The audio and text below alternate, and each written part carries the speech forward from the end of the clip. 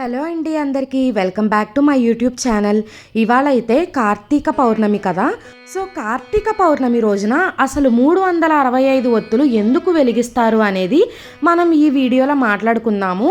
మామూలుగా అయితే ప్రతిరోజు ఇంట్లో దీపారాధన చేసుకుంటారు కదా అందరూ. కానీ ఏమైనా ఆటంకాలు వచ్చి ఈ సంవత్సరం మొత్తంలో ఎప్పుడైనా దీపారాధన చేయడం కుదరకపోయినా ఈ కార్తీక మాసంలో కార్తీక సోమవారం రోజున కానీ కార్తీక పౌర్ణమి రోజున కానీ ఈ 365 ఒత్తులు వెలిగిస్తే ఆ పుణ్యఫలం అనేది మనకి దక్కుతుంది. అయితే ఈ పూజా విధానం అనేది ఎలా ఉంటుంది, అది అసలు ఎవరు చేయాలి అనేది మాట్లాడుకుందాము. కార్తీక పౌర్ణమి రోజున తెల్లవారుజామున లేగిసి చన్నీటి తలస్నానం చేయాలి.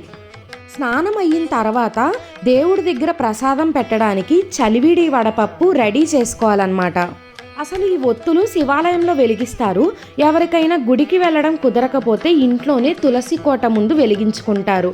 తులసి కోట ఆనవాయితీ లేకపోతే శివుడి ఫోటో, వినాయకుడి ఫోటో అలా పెట్టుకుని కూడా వెలిగిస్తారు. అసలు ఈ పూజ ఎలా చేయాలి అనేది కూడా చూద్దాము. ఫస్ట్ అయితే బియ్యం పిండితో పద్మం వేసుకొని దాని చుట్టూతా ముగ్గు గీతలు గీసి దానిపైన పసుపు కుంకంతో అండ్ పువ్వులతో అలంకరించుకోవాలి.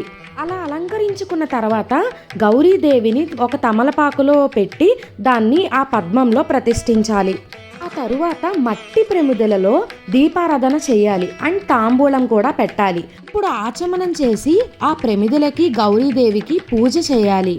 ఇప్పుడు ఈ 365 ఒత్తులు ఏ అయితే ఉన్నాయో అవి ముందు రోజే ఆవు నేతిలో ముంచి నానపెట్టుకుంటే తర్వాత రోజు పొద్దునకి చాలా బాగా వెలుగుతాయి అన్నమాట. మేమైతే అలాగే చేసాము. ఇప్పుడు ఆ ఒత్తుల్ని ఒక ప్రమిదలో తీసుకుని దానిపైన కర్పూరం పెట్టి ఆంబ్రాణి పుల్లతో మాత్రమే మనం ఆ ఒత్తుల్ని వెలిగించాలి. కొవ్వొత్తితో కానీ అగ్గి పుల్లతో కానీ అస్సలు వెలిగించకూడదు, ఇది గుర్తుపెట్టుకోవాలి. తరువాత ప్రసాదం పెట్టి హారతిచ్చి నమస్కరించుకోవాలి. ఇది పూజా విధానం.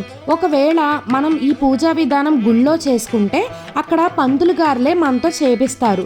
ఇంట్లో చేసుకుంటే మనం ఈ పూజా విధానం ఫాలో అయిపోవాలి. మేమైతే తెల్లవారుజామున లేచి ఈ తులసి కోట ముందు దీపారాధన చేసి మళ్ళీ గుడికి వెళ్ళి అక్కడ 365 ఒత్తులు వెలిగించామన్నమాట. ఆ పూజ అయిపోయిన తర్వాత లింగాష్టకం చదువుకొని అక్కడ ముగ్గురు ముత్తైదులకి బొట్టు పెట్టి తాంబూలం ఇచ్చాము. అలా చేస్తే చాలా మంచిదంట కార్తీక మాసంలో.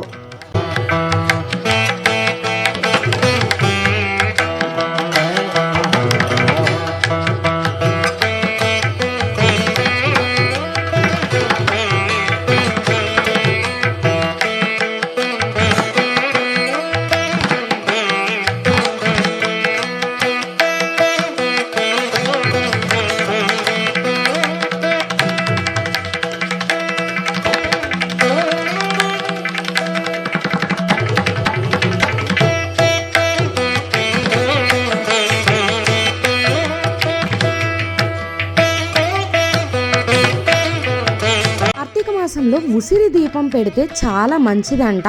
ఈ ఉసిరి దీపం ఎలా పెట్టాలి అనేది కూడా ఒక షార్ట్ వీడియో చేశాను, నా ఛానల్లో ఉంది, మీరైతే అది చూసేయండి.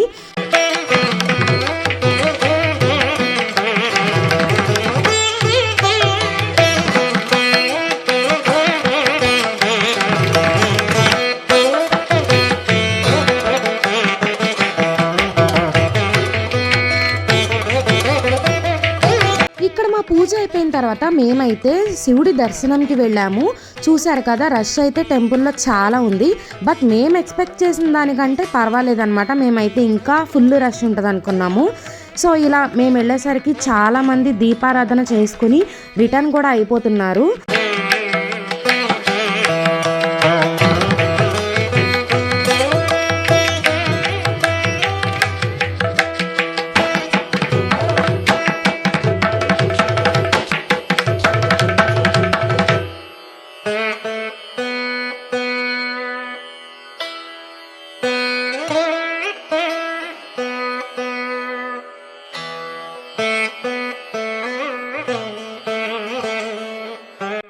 ఇంకా మా పూజ అయ్యాక నేను మా మమ్మీ కూడా టెంపుల్ నుంచి రిటర్న్ అయిపోయాము.